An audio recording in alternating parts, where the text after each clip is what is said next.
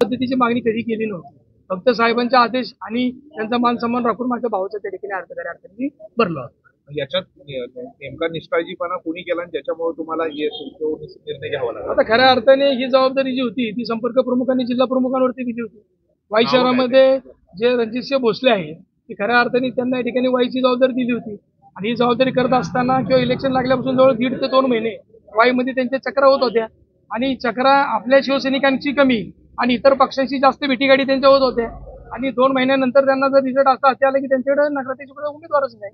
आणि माझे बंधू हे व्यावसायिक आहेत, त्यांचा राजकारणाशी कधी काही संबंध नाही.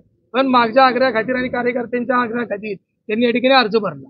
पण खऱ्या अर्थाने जिल्हा प्रमुखांकडे जो काही निर्णय दिला होता तो शेवटच्या क्षणापर्यंत म्हणजे जवळजवळ 2:48 12 मिनिटं आधीपासून मी त्यांच्या मागे होतो. 2:58 मला त्यांनी निर्णय दिला की तुम्हाला जे योग्य वाटेल तर तुम्ही निर्णय घ्यावा. आणि तसं माझ्याकडे आहे त्यांचं. मी संपर्क प्रमुख यांशी संपर्क साधला होता. त्यांनी मला 24 तारखेला निर्णय घेऊन सांगितलं. जर अर्ज माघारी घ्यायची प्रक्रिया 21 तारखेची असती 3 वाजून असेल तर 24 तारखेला आपण काय करणार आहोत. तर मग खऱ्या अर्थाने मी कार्यकर्त्यांना विचारलं आणि जे काही पक्षातून मला मिसगाईड गेले वर्षापासून केलं जाते किंवा मला टार्गेट केलं जात आहे. नवीन जिल्हा प्रमुखांची जी काही वागणी सातत्याने माझ्या विरोधात सातत्याने गेले 6 महिन्यापासून पाहायला मिळते की माझ्या विरुद्ध बातम्या छापून आणणे आणि सातत्याने कुरघोडी करणे. मग माझं प्रामाणिकपणे मत आहे त्यांनी खऱ्या अर्थाने काल प्रत्येक पदाधिकाऱ्याला फोन करून सांगितलं की स्टेटसला तुम्ही हा ठेवा. माझी खऱ्या अर्थाने निलंबन लिहिलं असताना त्याच्यावरती हकलपट्टी हा शब्द जिल्हा प्रमुखांनी का आणला. त्यांचा त्याच्या पाठीमुळे व्यक्ती गोष्ट आहे. तर खऱ्या अर्थाने खरं कारण पाहिलं तर शिवसेना पक्षामध्ये मागील 3 वर्षापासून मनापासून मी जे काय आदरणीय भाईंना घेऊन किंवा पालकमंत्री महोदय साहेबांच्या आशीर्वादाने खऱ्या अर्थाने ताकदीने जे काम त्या ठिकाणी करत आहे ते खऱ्या अर्थाने प्रभावपणे चाललेले. आणि शिवसेनेत माझा वाढता प्रभाव हा जिल्हा प्रमुखांना त्या ठिकाणी पाहायला मिळत नाही. आणि जिल्हा प्रमुखाच्या रेसमध्ये माझं नाव त्या ठिकाणी होतं.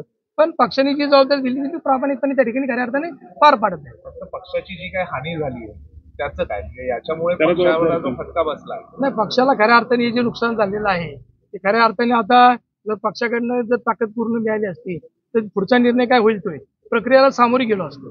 पण कुठल्याही वरिष्ठांकडून कुठल्या पद्धतीचा निरोप न झाल्यामुळे खऱ्या अर्थाने चुकी झालेली आहे आणि खऱ्या अर्थाने पक्षाने निलंबनाची कारवाई केलेली आहे. पण माझं प्रामाणिकपणे मत आहे की मी काय एकट्याने जिल्ह्यात असं काही गोष्टी केलेल्या नाही.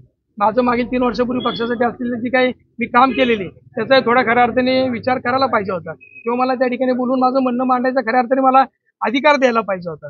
ज्यांनी एवढ्या अतिताठीने ताडकापडकीने माझ्यासाठी पत्र मागून घेतलं खऱ्या अर्थाने त्यांचा जर इतिहास पाहिला तर विधानसभेमध्ये कोरेगावचे त्यांनी काय केलं. शिवसेनेच्या विधानसभेच्या जो आपला नेते आहेत महेश शिंदे त्यांच्या विरोधात जाऊन या जिल्हा प्रमुखांनी युवा सेनेच्या जिल्हा प्रमुखाची पद त्यांच्याकडे होते. त्यांनी त्या ठिकाणी पक्षविरोधी त्या ठिकाणी कारवाई केल्या 20 गावात त्यांच्या विरोधात प्रचार केला. याही तक्रारी अनेक वेळा वर्षात गेल्यात. आजपर्यंत त्यांची अकलपट्टी का झालेली आणि अशा अकलपट्टी न करता किंवा 12 वर्षामध्ये ज्यांनी शिवसेनेचे म्हणजे सांगते युवा सेना प्रमुख आहे आता शिवसेना प्रमुख आहेत ना मागील इतक्या वर्षामध्ये त्यांनी एकही शाखा शिवसेना किंवा शिवसेनेची काढली ना आता 6 महिन्यात एकही शाखा त्यांनी कुठे उघडली. खऱ्या अर्थाने ह्या सगळ्याचं म्हटलं तर खऱ्या अर्थाने खऱ्या अर्थाने जे काय झालेलं नुकसान आहे त्याला मी एकटाच जबाबदार नाही असं मला खऱ्या अर्थाने वाटतं. कोण आहे जबाबदार? नाही, याला तर मी सर्वस्वी जिल्हा प्रमुख रणजितसिंह भोसले यांचीच ही जबाबदारी आहे. कारण सातत्याने पक्षामधील फक्त वाईटच कुरबोडी चालली असं नाही. कराड असेल पाटण असेल या ठिकाणी पाटणला ठीक आहे साहेब आहेत त्या ठिकाणी त्यामुळे त्या ठिकाणी त्यांची ताकद तिथं नाहीये. आदरणीय महेश शिंदे साहेबांचे ते काही करू शकत नाही. पण खंडा असेल शिरोळ असेल जावली असेल की त्या ठिकाणी तर संपर्क प्रमुखाने एकनाथ डोंबळे काम करतात.